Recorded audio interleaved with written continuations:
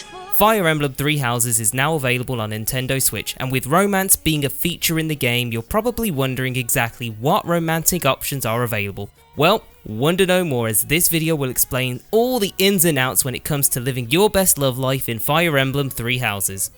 When you start up Fire Emblem Three Houses, you'll be given the option to choose between being the male or female version of the main character. When it comes to their romantic options, for the most part, the male and female options are pretty much the same, but there's some slight differences, such as how only the female version of the main character is able to romance Claude and Dimitri. Now, the romancing bit doesn't actually take place until the latter half of the game, because you first start off as a teacher to all your students, and it'd be pretty inappropriate for the romancing to start here.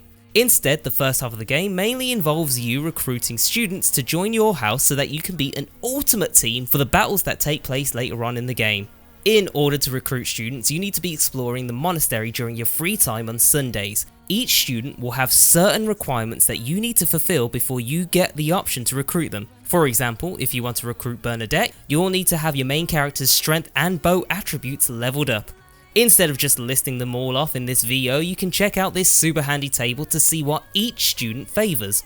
Alternatively, if you don't fancy leveling up those certain attributes, then you can instead rank up your support level with said students to rank A to be able to recruit them. You can do this either by cooking, choir practice, fighting alongside them, giving them gifts, or by taking part in some faculty training. Whatever way you pick to get someone recruited, once you fulfill those recruitment requirements, all you gotta do is engage in small talk with them in the monastery, and then at the end of your conversation you'll be prompted with the option to recruit this character to your house.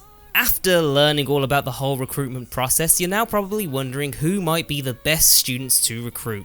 The whole romancing stuff doesn't come until later on in the game, so you may as well recruit the best students to help you reach that stage. If you're a little short on time and you just want to know who's the best of the best of the best, well then worry not, because we've got 3 specific characters who we believe are just that. First up, we have Petra from the Black Eagle's house. She's excellent in both dexterity and riding, and if you upgrade her into a Falcon Knight, then she'll also be an excellent ally. On top of that, she can also zip her way around the battlefield with a variety of weapons, making her an incredible soldier in the battles to come. Another great speedy character is Ingrid from the Blue Lion's house, who can also be easily upgraded into a Falcon Knight, making her just as fast as Petra on the battlefields. If you're however looking for someone to be more of a tank for your house, then Raphael of the Golden Deer house is your guy. If you get his heavy armor and unarmed attacks leveled up, you'll be able to make him into a Fortress Knight, giving him silver gauntlets so that he's an unstoppable force. Those are the 3 characters that are the best students to recruit into your house so that you'll be as prepared as you can be for what's to come. And then of course potentially partner up so that you can have a happy romantic life together. Speaking of romance, after you've done all your recruiting and general playing, roughly 25 hours later into the game you'll hit the time skip and reach the point where you can actually start some romancing.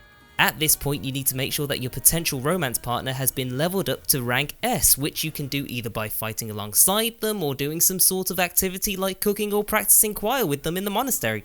Towards the very end of the game, after you've cooked some meals, fought some battles and sang some songs, you'll be able to finally pick a single partner for you to spend the rest of your Fire Emblem Three Houses life with, or so you'd think. For the most part, when doing any of the other romance options, you'll have a pretty fulfilled life with that partner, but when playing as the male version of the main character, you only have one gay option, and sadly this is the one romance story that doesn't quite have a happy ending.